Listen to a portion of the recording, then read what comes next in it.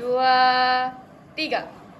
Jadi saya tak nak buang masa kita dah. Saya teruskan. Saya tujukan soalan serius ini kepada ahli panel satu kita, Cik Hidayah, untuk mengupas sedikit tentang depression dan juga burnout. Okey, terima kasih Saudari Nazira atas soalan tersebut. Okey, bila kita cakap pasal burnout ni, sebenarnya burnout ni dah sinonim dalam kehidupan kita sebagai pelajar. Tambahan pula bila kita ni dah mengincar kepada pembelajaran peringkat ketiga, iaitu di peringkat IPT. Okey, jadi bila kita nak fahamkan pasal burnout ni, burnout adalah bermaksud keletihan yang melampau, sama ada dari segi fizikal ataupun psikologikal, yang disebabkan oleh punca-punca tertentu lah. Dan burnout ni boleh berlaku dalam konteks kita ni sebagai seorang pelajar apabila kita mengalami keletihan yang melampau. Contohnya, bila kita buat assignment last minute kan, kita buat assignment last minute dalam tempoh jangka yang terlalu panjang tanpa kita selangi dengan rehat yang secukupnya. Jadi burnout ni boleh disebabkan oleh stres apabila kita tak uruskan dengan cara yang efektif. Okey, saya nak kongsikan jugalah gejala-gejala stres dan burnout yang dialami oleh saya sendiri dan boleh juga kita kongsi semua. Maksudnya burnout ni, dia bila kita melakukan banyak sangat kerja, kita tanpa ada rehat. tanpa kita rehat, kita push je jadi kita. Maksudnya bila dalam satu hari tu kita buat kerja, bila kita buat pagi siang kita buat kerja ni, malam kita malam dah tu kita bekerja, buat lepas tu tiba-tiba tak dia ada dapat berkaitan esok. dengan profession kita lah.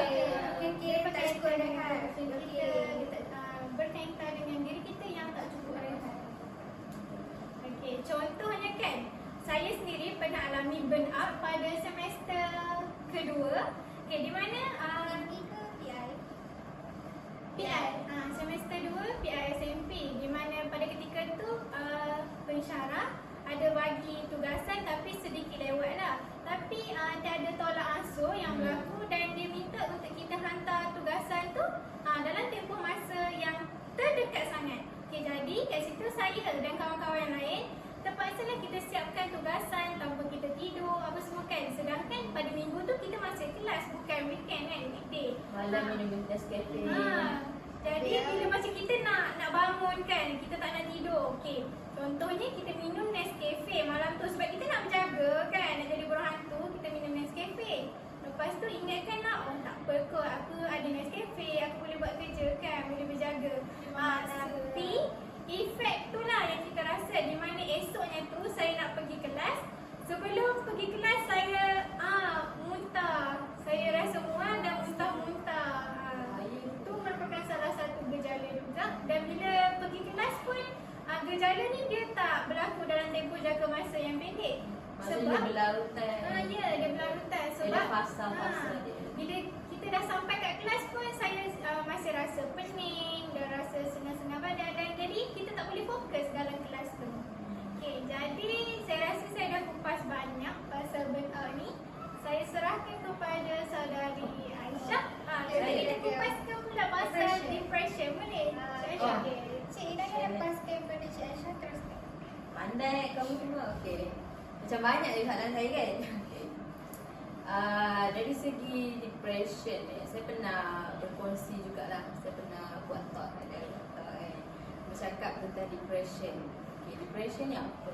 Depression ni adalah satu gangguan perasaan, gangguan dari segi mental lah, yang menyebabkan kita rasa sedih, kita rasa putus asa, kita rasa murung, kita rasa nak berkurung kan. Kita nak bersendirian, tak nak ada orang kacau. Dan sampai satu tahap tu ada satu rasa yang kita rasa macam kita tak diperlukan dah dalam dunia ni. Aku dah tak ada orang sayang, aku dah tak ada apa-apa dekat dunia ni, aku nak bunuh diri je.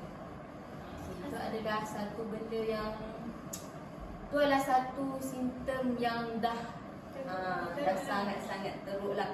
Jadi depression ni bukanlah satu benda yang kita semua boleh anggap benda tu enteng. Benda tu kita boleh macam depression, alah kau ni sebenarnya kau sedih je kan, kau bukan depression pun. Kita boleh cakap macam tu dekat pesakit. Tak boleh. Tak boleh. Kerana apa? Kerana kita tak tahu pun dia keadaan dia macam mana.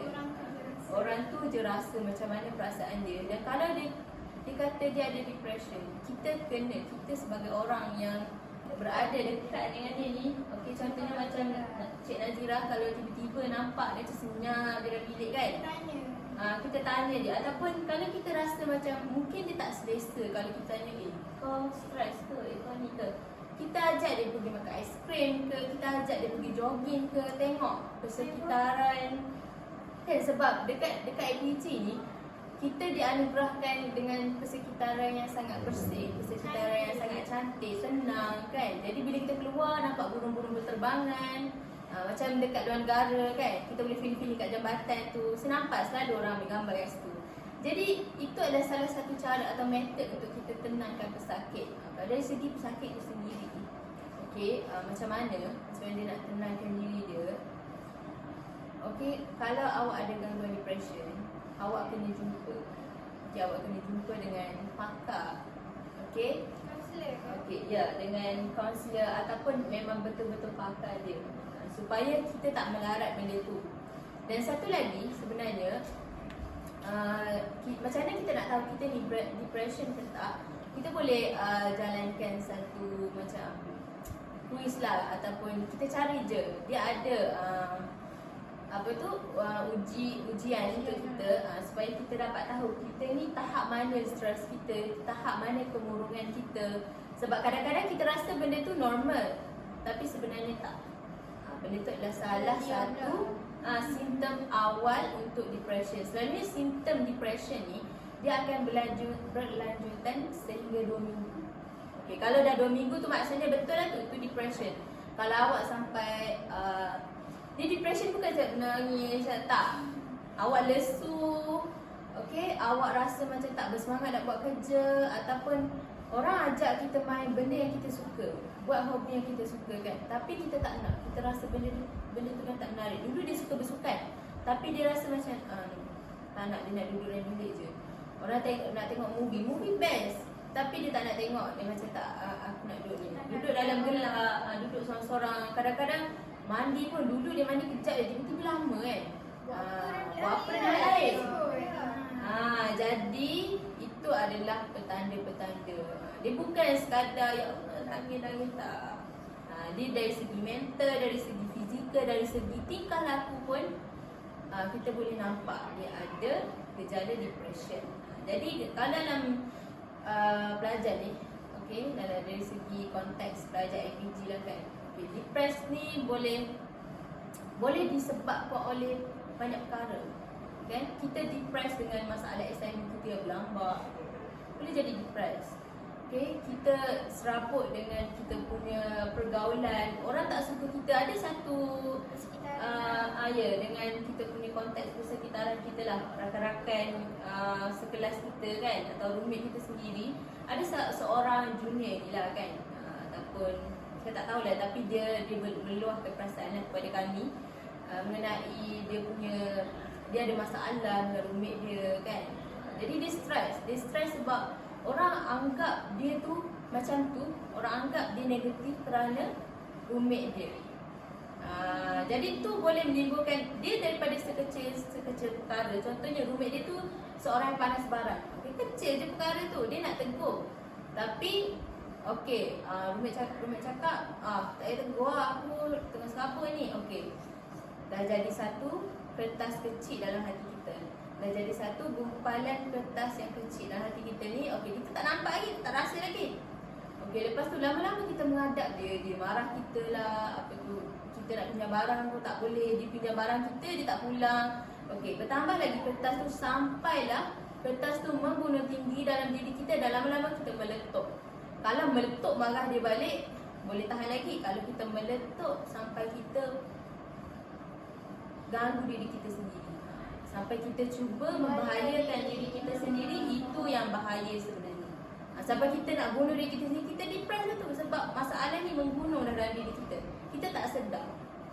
Okey, jadi saya kira itulah. Dan kalau awak ada masalah, kalau awak ada rasa ni ke apa, saya akan ceritakan langkahnya. Okey, saya pulangkan balik kepada moderator. Okay, terima kasih Cik Aisyah. Okay, saya cukup setuju dengan pandangan Cik Aisyah mengenai depression. Macam kita pernah dengar pelajar universiti UiTM yang bunuh diri kan? Dia bunuh diri disebabkan tugasan assignment terlalu banyak. Jadi dia ambil keputusan untuk bunuh diri. Dia merasa mungkin masa tu dia rasa itulah satu jalan yang dia ada. Satu jalan yang dia ada untuk elak daripada daripada stres tu. Okay. Terima kasihlah kepada Cik Aisyah dan juga Cik Hidayah atas pandangan kita tadi. Juga saya ingin jelas sedikit. Okey, saya ada nak tambah sikit pandangan Cik Aisyah tadi, di mana depression ni disebabkan oleh dalam konteks pergaulan, dalam konteks komunikasi kita antara orang lain. Tak apa Teruskan. Okey, jadi saya nak tambah sedikit berkenaan depression yang disebabkan oleh faktor komunikasi ataupun cara kita bergaul dengan orang lain. Okey, berdasarkan pengalaman kita semua lah kan, sebagai seorang pelajar IPG, kita tak boleh lari daripada tugasan secara berkumpulan, betul tak? Betul. Jadi disebabkan tugasan seperti ini, tetapi ada segelintir daripada kita yang bersikap sambil lewa ataupun bersikap lepas tangan. Sedangkan dia tahu tugasan tu perlu dilaksanakan bersama-sama. Jadi berdasarkan masalah ini boleh menjadi sekecil-kecil perkara yang boleh timbulkan depression kepada ahli kumpulan yang lain. Kita tak minta, kita kalau boleh kita elakkan benda ni, tapi secara Mungkin nampak kecil. ya, betul. Mungkin nampak kecil, tapi secara sebenarnya benda ni berlaku. Kita tak boleh cakap nak jadi cikgu, mungkin semua orang positif dia, tak, bukan macam tu. Ada juga segelintir kawan kita yang bersikap negatif. Tambah pula kan, bila kita ada kawan yang jenis personality diri dia ke arah negatif. Macam mana personality dia ke arah negatif ni? Contohnya kan, kita grouping dengan kawan kita tu bersikap cerewet. Lepas tu dia bersikap pesimis dan dia juga letak high target. Sedangkan dia tak nak tolong kita buat kerja. Macam mana kita nak bagi hasil yang terbaik, sedangkan dia pun tak tolong, dia bersikap lepas tangan kan. Jadi ini juga merupakan salah satu penyebab yang juga boleh menyebabkan depression kepada kita semua. Okey, itu saja. Terima kasih Cik Hidayah. Okay, jadi berasa Nampak je daripada benda sekecil-kecil tu, kita tak perasan pun. Betul. Tapi kita yang menyumbang kepada masalah depression kawan kita. Jadi hati-hatilah. Jadi sila hati-hati. jaga tingkah laku, jaga kata-kata kita lah supaya tak menyumbang pada depression tu. Okey, terima kasih atas pandangan ahli-ahli panel kita. Okey, Sangat relevan. ia telah membuka mata kita lah tentang apa tadi, depression dan burnout ni merupakan satu masalah kesihatan yang sangat serius, yang perlu kita rawat dan tak boleh nak biarkan benda tu ada dalam diri kita selama-lamanya lah. Okey, saya Benda jahat kita kena buang.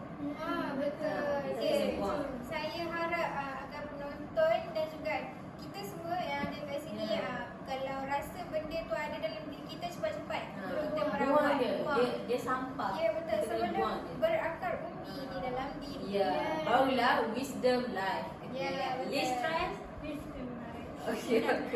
Okey, tidak akan lengkap sesi bicara ini tanpa adanya sebarang jana penyelesaian langkah-langkah yang Cik Aisyah janjikan tadi kan. Okey, saya membuka peluang pada ahli-ahli panel kita untuk berkongsi kaedah yang boleh kita lakukan untuk melindungi diri kita dari masalah stres ini. Okey, saya kongsikan pada Cik Aisyah dulu lah. Merujuk pada tajuk kita pada hari ini. Okey, tajuk kita pada hari ini ialah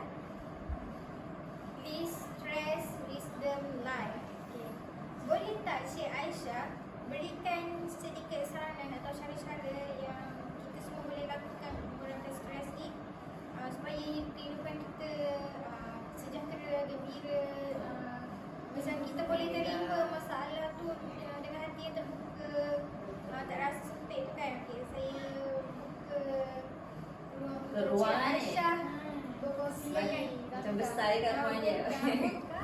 Okey, jadi terima kasih. Macam banyak lagi soalan ni. Okey, ya. Okey. Jadi Jangan lupa catat. jangan lupa catat, ni penting ni. Jarang saya nak berkongsi saya punya tak adalah Google je. Okey. Jadi dari segi masalah stres kan. Tadi kita dah bincang tentang punca, tentang faktor. Jadi kita nak tahulah macam mana kita nak hilangkan stres ni. Okey, jadi yang pertama, okey, yang tengok saya sekarang ni senyum dulu. Okey, senyum tu satu sedekah. Okey. Jadi langkah pertama yang kita boleh buat daripada saya kepada anda adalah kita menggunakan kaedah 10B. Bukan 10A, 10B. Okey, B ni apa? 10. Banyak ni. Kena ikut ni. Okey. 10B ni apa? Okey. Contohlah saya bagi satu masalah ataupun satu situasi kepada anda semua kan. Situasi sekarang kita ni tengah sekabut dengan exam. Okey, kita dah dapat soalan exam ni. Kita tengok ni daripada dah lah soalan exam ni subjek yang kita tak faham. Kan? Lecturer ajar pun kita tak faham juga. Dah dapat soalan dia berbelit pula. Okey, kita baca, Allah, kita dah start dah. Negative thinking kita dah start dah. Dah ada dah bermain dalam kepala ni. Dah kepong kat sini kan. Jadi langkah pertama yang kita kena buat apa benda? Bertenang. Kita kena bertenang dulu. Okey? Apa yang kita perlu buat? Kita kena bertenang. Kalau kita terus dapat je soalan, stres. Tak jadi apalah masalah kita. Memang terus jadi masalah, terus jadi gumpalan sampah. Terus kita campak dalam pemikiran kita. Awal-awal lagi dah fikir. Awal-awal dah fikir negatif. Itu salah kita. Itu salah individu. Kerana dia terus bersikap pesimis, bersikap negatif. Jadi yang pertama kita kena bertenang dulu. Kalau kita hadapi apa-apa masalah, contohnya stres kerana assignment, kita bertenang. Okey, bertenang dulu. Okey, dah bertenang. Okey, kalau rasa macam geram dah pegang dengan lecturer berapa bagi susah sangat ni. Okey, tarik nafas. Kita bernafas. Kalau kita tak bernafas nanti mati. Kita tarik nafas dulu. Tarik nafas, hembus. Tarik nafas, hembus. Bagus, senyum je. Senyum satu sedekah. Okey, jadi setelah itu kita dah bernafas dengan dalam kan. Okey, kita berkata. 3B, kita berkata. Kita bagi semangat kepada diri kita. Siapa yang lagi yang boleh bagi semangat kepada kita selain diri kita sendiri? Kata-kata semangat daripada kita sendirilah yang membantu kita untuk hidup. Ya, kata-kata orang lain, ya betul, membantu kita untuk bersemangat. Tetapi kata-kata sendirilah yang membantu kita untuk hidup. Kerana kita bercakap dengan diri kita sendiri. Kita bercakap dengan orang yang paling kenal dengan diri kita, iaitu kita sendirilah. Jadi kita cakap dekat diri kita, kita cakap, relaxlah. Ataupun kita cakap, kau boleh buat, kau pasti boleh. Kita cakap dengan diri kita sendiri. Kalau rasa macam bercakap tepi dinding, tak ni, kita cakap dengan cermin. Okey, ambil cermin. Kalau malu dengan roommate, pandang dinding, buka kamera, cakap dengan diri sendiri, aku boleh buat. Aisyah pernah buat ke sekarang dinding? Berpengalaman. Saya tengok alam semua jadi je. Okey. Jadi lepas kita cakap tu, okey, kita dah mula relax kan. Okey, kita pun start buat assignment. Kita buatlah assignment. Kita menulis kan, cari rujukan dulu. Tiba-tiba kita rasa macam, aduh, susah betul soalan ni. Tak dapat cari pula definisi. Definisi pun dah tak dapat cari. Okey, kita stop dulu. Kita stop. Okey, B yang seterusnya adalah beribadat. Nampak macam berilmu, beribadat. Tak ada, beribadat tu bukan sekadar kita solat sahaja. Okey, kita ikut cara kita punya agama sendiri. Macam mana? Kerana itulah yang boleh menenangkan hati kita. Beribadat ni bukan sekadar kita solat saja, kita mengaji saja. Kalau kita berzikir pun kita dapat juga. Kalau kita beristighfar pun itu adalah satu cara beribadat juga. Cari cara-cara berdoa, cara-cara yang boleh menenangkan kita. Kita mendengar zikir-zikir sampai tertidur, bangun pagi, tak siap lagi saya. Okey, tu adalah satu B lagi, beribadat. Yang kelima, kalau tak tahan juga, panggil roommate sekarang, bercakap. B yang seterusnya adalah bercakap. Kita kena bercakap dengan seseorang.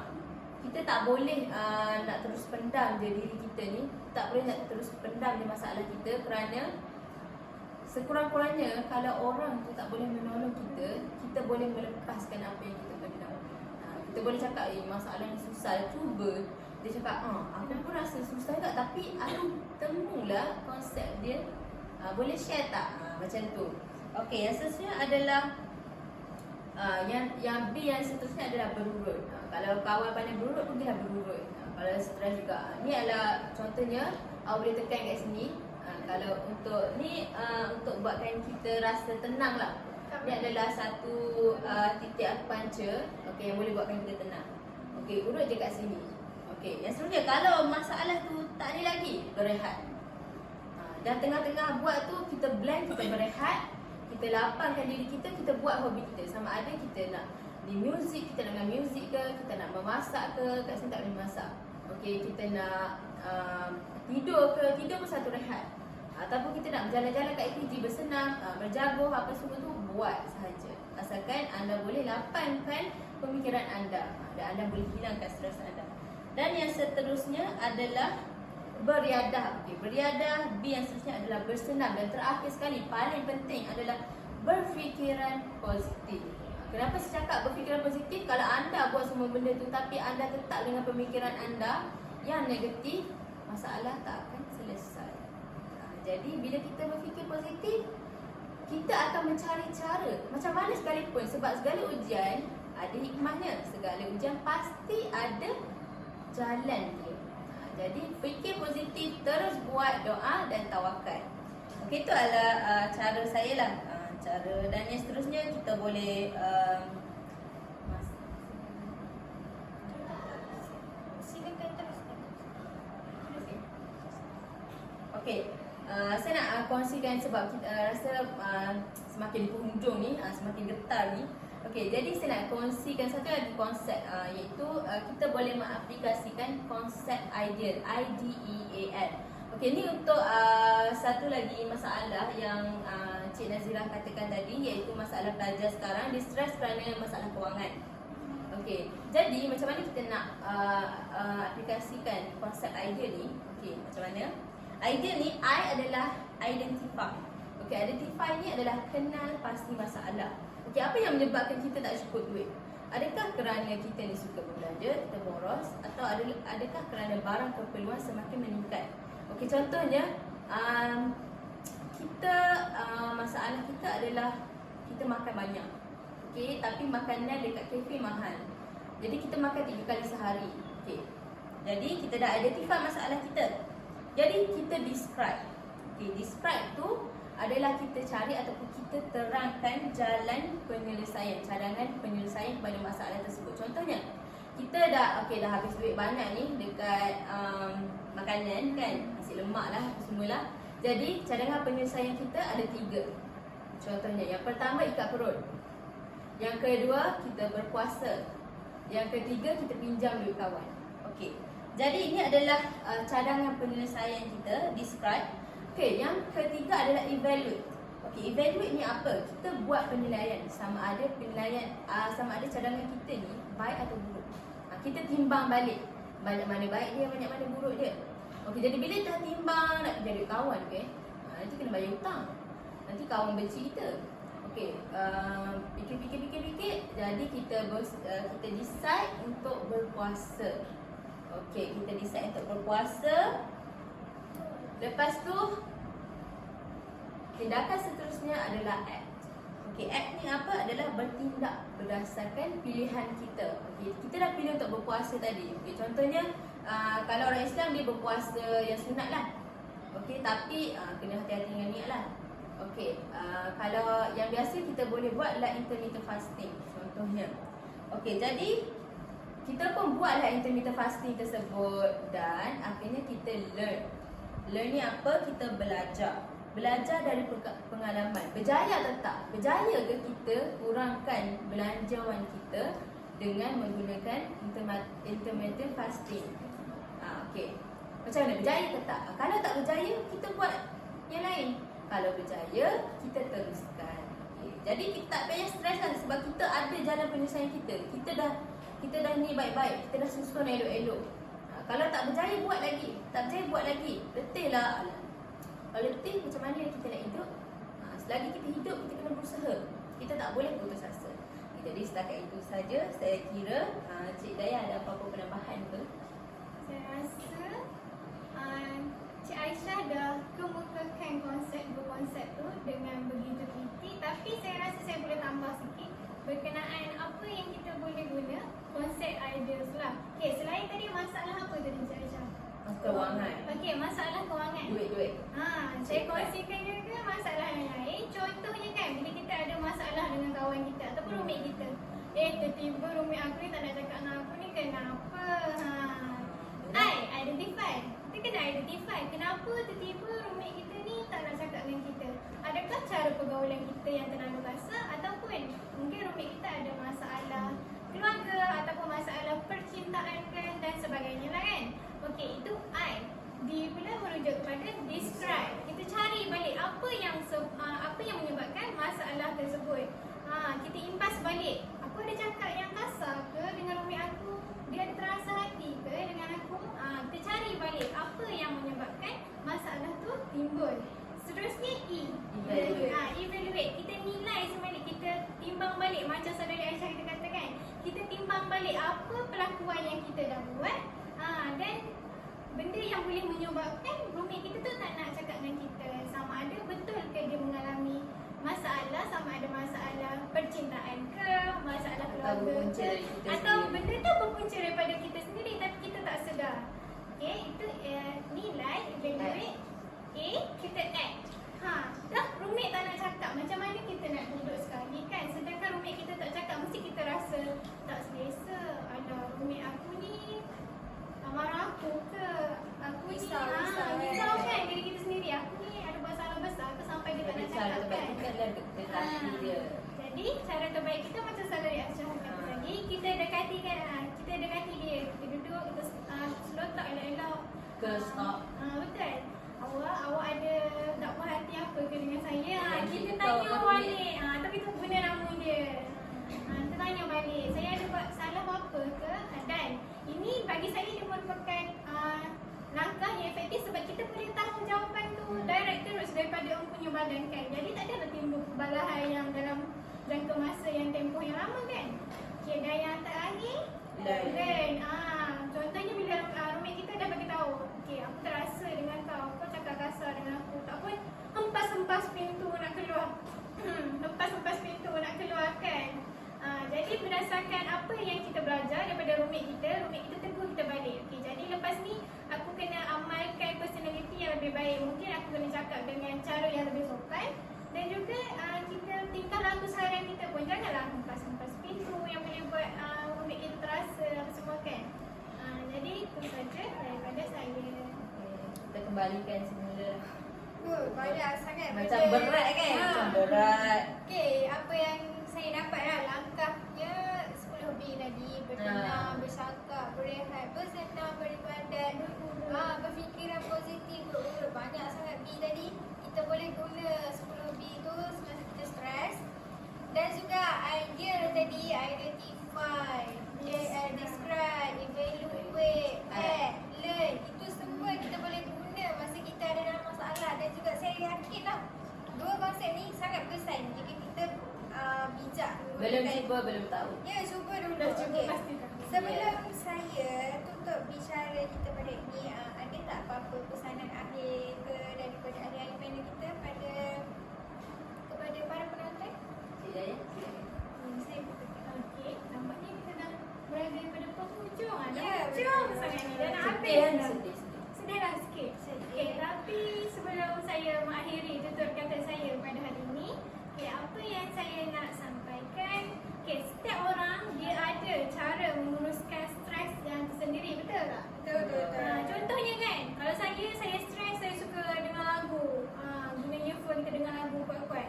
Mungkin Aisyah dia suka berurut, mungkin Nazirah dia suka berada, dia suka turun kat padang ke, dia suka berjogging, main boli dan sebagainya. Jadi saya nak sarankan kepada kita semua lah, selain kita gunakan konsep 10B dan ideas tadi, kita kena pasti cara pengurusan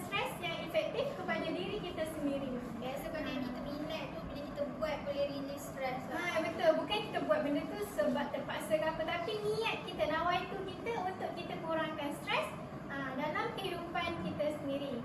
Dan saya juga nak pesankan supaya kita bijaklah, kita pilih cara yang paling efektif kepada diri kita sendiri dan kita nilai kembali apa punca yang menyebabkan kita stres dan kita sesuaikan dengan indikator yang kita pilih. Dan akhir kata daripada saya, be priceless for our happiness. Sekian, terima kasih. Okay, ada apa pesanan akhir dari Cik Aisyah? Kita ikut tajuk lah kan. Tajuk kita apa? Less stress, Stress. less stress, wisdom life. Jadi kita kena bijak menguruskan kita punya stres supaya kita boleh hidup dengan ni lah. Kita boleh hidup dengan tenang, hidup dengan bahagia, kan? Jadi kalau kita semua pilihlah cara yang terbaik. Kalau cara anda adalah dengan macam ni melaksanakan hobi, lakukan. Kalau cara anda dengan tidur untuk lapangkan pemikiran anda, lakukan. Lakukan, makan. Lakukan. Kawan saya dia stres, dia makan. Tapi jangan sampai over. Jangan sampai sebab nanti kesihatan. Kalau tidur lebih-lebih sangat nanti jadi masalah pula, masalah insomnia ada, kan, masalah letih, fatigue ada, kan. Jadi banyak masalah yang berlaku kalau kita over stress pun kita boleh jadi ni, kan. Over kita buat benda lain yang hilangkan stres, tiba-tiba bertambah pula masalah lain. Jadi kena bijak buat sesuatu perkara. Dan untuk Muslim, saya nasihatkan, okey, kita buatlah perkara apa sahaja pun kita niatkan kerana Allah Ta'ala, kerana kita ni makhluk, okay, kita ni hamba dan kita ni penghujungnya ke mana? Kita ke arah dia juga, kan. Jadi kita dekatkanlah diri dengan dia. Dan dalam masa yang sama, bukan sekadar macam dekatkan diri, tinggallah dunia, tak. Seimbangkan, dunia ada, akhirat ada. Dan bagi yang non-Muslim pula, okay, kawan-kawan kita yang non-Muslim, kita bangun pagi ni, kita sentiasa ada pilihan dalam hidup kita. Sama ada kita nak teruskan hidup kita dengan stres ataupun kita nak mula bangun pagi dengan pemikiran yang baru. Jadi anda pilih dengan bijak dan anda tentukan hidup anda sendiri kerana badan anda hak anda. Okey, itu saja dari saya. Okay, pada saya pula lah, kan. Itu pilihan kita untuk pandang stres tu sama ada stres atau distress. Itu cara pandang kita. Okay, pada saya eloklah jika dipandang distress lah, sebab benda tu Cara boleh, pandang positif. cara pandang yang positif, kan. Okay. Alhamdulillah, hadirin dan hadirat yang dirahmati sekalian, Puan Puteri tersenyum-senyum melihat mempelai direnjes tipis. Senyum-senyum, jangan tak senyum. Sudah sampai di penghujung majlis. Saya mewakili majlis ingin mengucapkan rasa syukur dan jutaan terima kasih pada semua pihak yang terlibat dalam menjadikan forum berbicara kita pada hari ini. Di kesempatan ini juga saya memohon ribuan kemaafan dan juga ribuan terima kasih pada yang terlibat dan juga ahli-ahli panel kita yang sudi hadir pada hari ini, yang telah menjayakan program forum kita pada hari ini. Pergi ke dusun memetik Betul lah, orang pantun. Jangan. Aduh, macam ni. Okay, izinkan saya ada lagi satu pantun lagi saya nak belanja. Pergi ke dusun memetik kelapa muda si